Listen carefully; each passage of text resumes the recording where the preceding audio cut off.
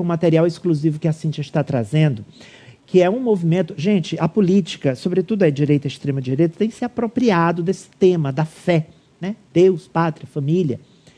E a gente traz esse material. Cíntia.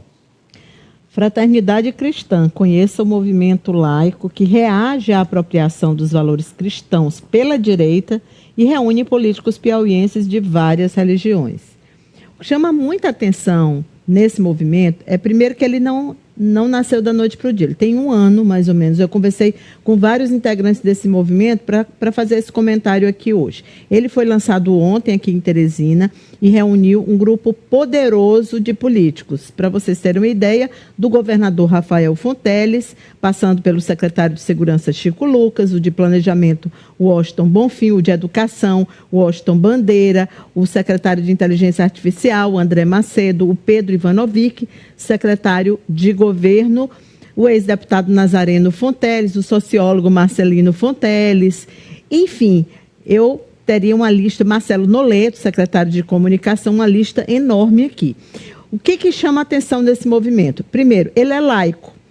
Aí você me diz, mas o nome Fraternidade Cristã. Foi a mesma pergunta que eu fiz para quem me falou que era um movimento laico. Na verdade, quando a gente fala em fraternidade e cristão, são valores, né? São valores que permeiam, por exemplo, uma sociedade como a brasileira, que tem evangélicos, católicos, pessoas de religiões de matrizes africanas, diferentes religiões que devem ser respeitadas. Mas existem alguns valores que são inerentes ao cristianismo. Por exemplo, a fraternidade, a defesa da dignidade das pessoas, os direitos humanos e tal. E a ideia é exatamente essa, é tentar reagir a essa apropriação que existe hoje no Brasil por parte da direita, que meio que pegou para si esses chamados valores. Toda vez que você olha lá um deputado bolsonarista, por exemplo, lá na bio dele tem cristão, pai de família, esposo, que são os ditos, alguns desses valores cristãos. Tem um manifesto ali, que foi lançado ontem também. A gente tem o PDF do manifesto. Esse manifesto ele traz pontos como objetivos desse movimento, que é suprapartidário e laico. São 2 características importantes. Mas quando a gente fala que é suprapartidário, a gente tem que deixar claro o seguinte, está se falando de política também. Sim, porque aí são propostas, são projetos que passam, por exemplo, por políticas públicas. Tanto que no manifesto, eu não sei se a gente vai colocar, mas eu enviei, nesse manifesto você tem alguns dos objetivos que convergem com propostas, com projetos do atual governo Rafael Fonteles. É uma sintonia, né? Por exemplo, universalização do ensino integral. Sim, que o presidente Lula, você deu com exclusividade também essa informação, virá para o lançamento na próxima segunda-feira. Acho que a gente não vai poder colocar, mas assim, o manifesto ele traz esses projetos, inclusão digital também está lá, respeito aos direitos humanos, defesa da educação, muito fortemente aparece em vários pontos desse manifesto, que foi, repito, discutido, porque já tem 1 ano que esse grupo está se reunindo. E é bom a gente lembrar também a origem um pouco de pessoas como Nazareno Fonteles. Lá atrás, a gente sabia que a Igreja Católica ela tinha uma participação muito efetiva na política brasileira. A Igreja foi extremamente importante no movimento Diretas Já, foi extremamente importante no processo de redemocratização. Vários nomes da Igreja Católica são ícones também da democracia brasileira. E isso se perdeu ao longo do tempo. Hoje a Igreja ela é muito mais conservadora do que progressista. E aí, de novo, um outro aspecto que me chamou a atenção. Eu perguntei, mas só são católicos? Não. Por exemplo, o Pedro Ivanovic é evangélico. E ele também faz parte desse movimento. Então, eles querem fazer algo que está acima de evangélicos, de católicos, mas que possa convergir. É bem ousada a proposta.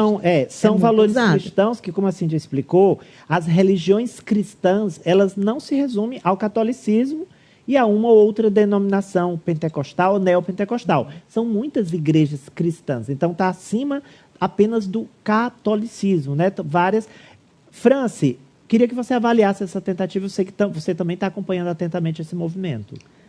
Ari, esse é um movimento que parte, inclusive, daquela ideia do que o PT, em âmbito nacional, já havia pedido, já havia solicitado para os governadores e todos os seus filiados. Porque eu recordo que, em agosto do ano passado, o PT chegou a lançar uma cartilha de como os seus filiados devem dialogar com os religiosos, porque hoje o que se vê realmente é essa grande dificuldade, especialmente de petistas, em adentrar nesse eleitorado, um eleitorado mais religioso, um eleitorado, seja ele da religião católica ou da religião evangélica. Então, o que eu percebo, e a Cíntia traz essa informação do movimento, é que o Rafael Fonteles está sempre um passo à frente dos demais políticos filiados ao Partido dos Trabalhadores. E no vídeo que ele divulgou, participando do lançamento desse movimento, ele, inclusive, crava que as políticas públicas e as ações políticas do governo também serão embasadas nesses valores. Então, confirmando que a Cíntia acabou de sinalizar de que não é apenas ali um movimento laico, um movimento de figuras políticas, mas é um movimento que perpassa também esse âmbito e chega, de fato, às políticas públicas. Ari, só para complementar aqui isso que o Francis está falando, quando a gente mostra quem estava lá, até se imagina, é um novo partido político, olha aí. É uma nova forma de fazer política. Não é um novo partido político, não é uma agremiação partidária nos moldes da nossa legislação, mas é uma nova forma de se reunir em torno das mesmas ideias, mas que sim também tem o objetivo político, com certeza. Claro, sem dúvida. E ainda tem como vantagem o fato de que, por não ser atrelado a partido, você não tem, por exemplo, o antipetismo. Você sai disso aí, você foge dessa estrutura que existe hoje no Brasil, cada vez mais desacreditada dos partidos políticos. Eu concordo com o que o Francis disse, isso é um passo na frente. Quem conseguiu detectar isso foi a extrema-direita, e já trabalha dessa forma no Brasil. A extrema-direita e a direita. O que o Rafael está fazendo agora é um plot twist.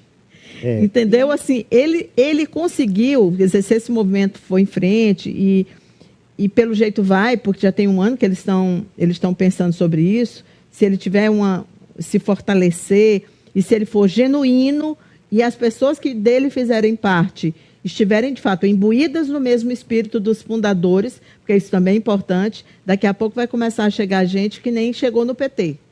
Um monte de gente que nada tem a ver com o partido. Os neopetistas. Os neopetistas. Até que tem uns que são mais identificados com o PT do que alguns petistas, alguns sabe? Petistas. Atualmente a gente não está nem podendo fazer tem muito petista, essa separação do tem joio muito petista declarando apoio ao senador Ciro Nogueira. Então, e não são neos, não são... Isso, exatamente. Petista raiz. Agora a Cíntia falou uma coisa desse suprapartidarismo. E o Rafael, gente, quando ela traz essa informação aqui, não é que ele está colocando de lado as religiões neopentecostais, colocando de lado uma Assembleia de Deus dessa que tem 160 mil fiéis, não. Né? Ele está agregando. Não é que, olha, eu vou fazer um movimento de reação às igrejas evangélicas para dizer, eu tenho... Não. Ele está ciscando para dentro, criando esse movimento, mas também dialogando e fazendo pontes, construindo pontes com as igrejas evangélicas. Olha só, agora vamos de horário. Eu abri o programa, mas não